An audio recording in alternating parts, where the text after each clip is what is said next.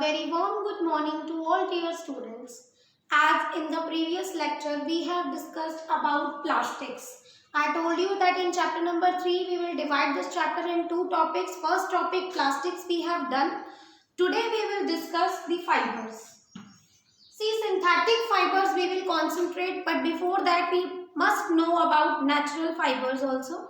So, fibers, we will discuss about two types of fibers are natural fibers and another one is synthetic fibers. Okay, and after that we will discuss about polymers, and in the last we will discuss about the types of synthetic fiber. We will discuss about this rayon, nylon, polyester, etc., acrylic also. So these are the four different type of fibers that we will discuss today. So let's start our topic.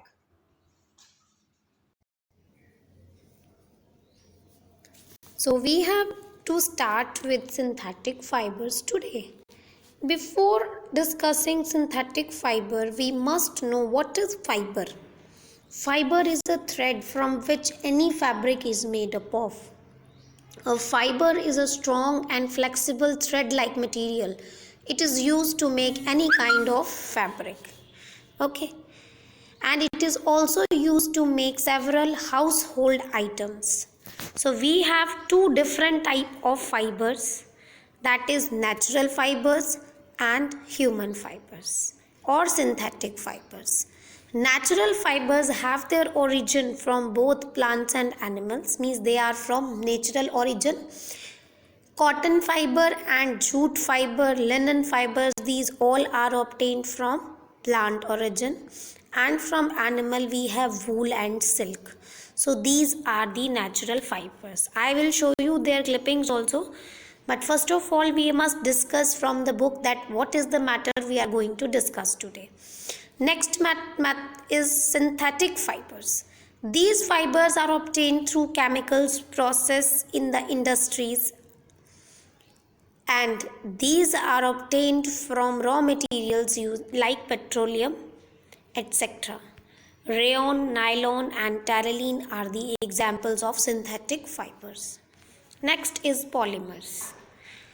These fibers and plastics all are made from polymers. So the question arises, what are polymers? See this figure 3.1.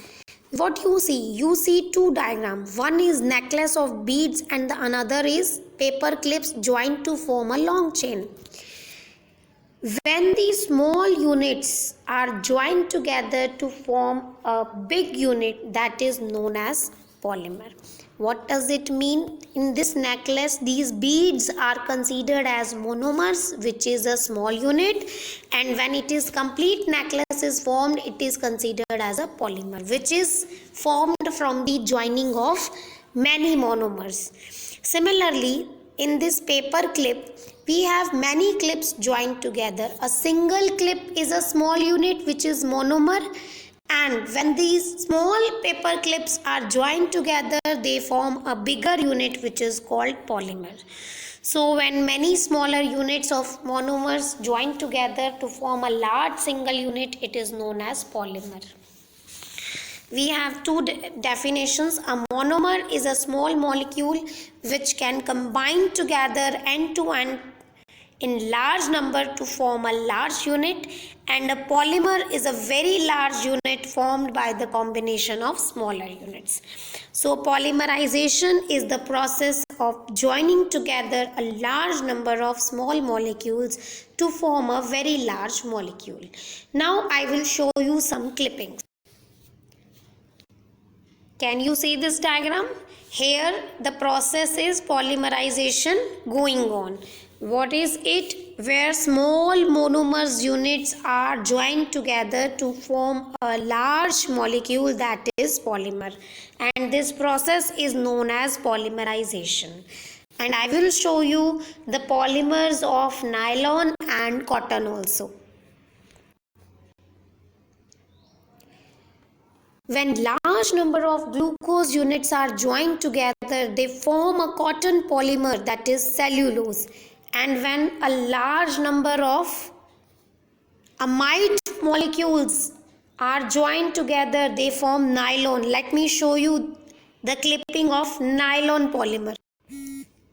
See, this is the polymer of nylon. When amide molecules join together, they form a polyamide, that is the polymer of nylon.